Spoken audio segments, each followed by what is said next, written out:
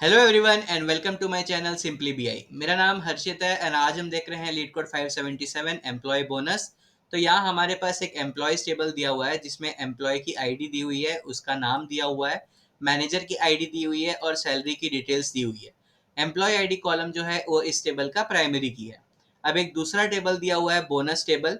जो employ ID column है वो एक रेफरेंस कॉलम है किस टेबल का? एम्प्लॉय टेबल का। ठीक है। और यहाँ पे बोनस की इंफॉर्मेशन दी हुई है सारे एम्प्लॉयज की। हमें निकालना क्या है? हमें निकालना है नाम और bonus amount of each employ जिसका बोनस 1,000 रुपए से कम है। इस क्वेश्चन को एग्जाम्पल समझते हैं पहले। तो हम देख सकते हैं कि जो बोनस टेबल है उसमें एम्प्लॉय आईडी 2 का जो बोनस है वो 500 रुपीज है। इसका मतलब एम्प्लॉय आईडी 2 जो है डैन, इसका हमें वैल्यू प्रिंट करवाना है। अब जो एम्प्लॉय आईडी 4 है इसका जो बोनस है वो 2,000 रुपीज है, तो ये हमारी कंडीशन में मीट नहीं हो रहा है। तो हम इस एम्प्लॉय आईडी 4 का जो नाम है वो प्रिंट नहीं करवाएंगे।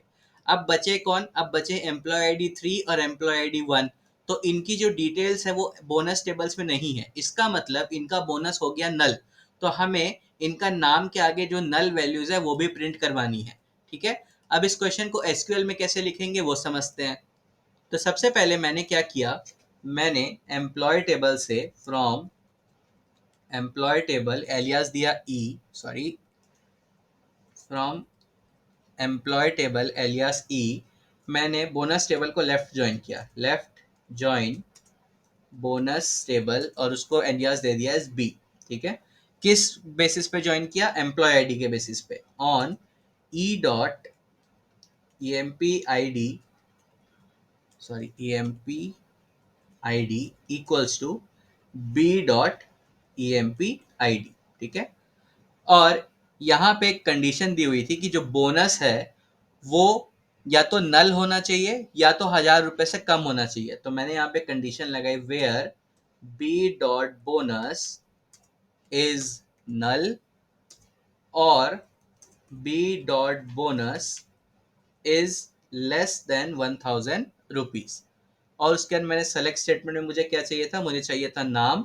सो मैंने लिखा सेलेक्ट ई डॉट नेम और बोनस की डिटेल्स बी डॉट बोनस।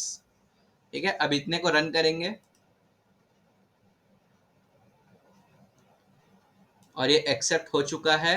अब हमें आउटपुट में ये सारे जो वैल्यूज थे वो मिल चुके हैं। अब इसको सबमिट करेंगे